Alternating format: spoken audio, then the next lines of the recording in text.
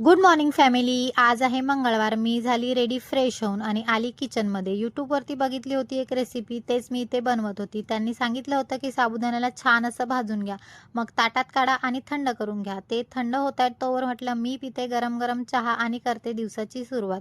आता साबुदाणे थंड झाले होते म्हणून त्यांना घातलं होतं मी मिक्सरच्या भांड्यात. त्यात घातली मिरची आणि उकडलेला बटाटा, त्याचबरोबर थोडंसं जिरं घातलं होतं आणि पाणी घालून त्याची पेस्ट करायची होती म्हणून मी मिक्सरला ते वाटलं होतं.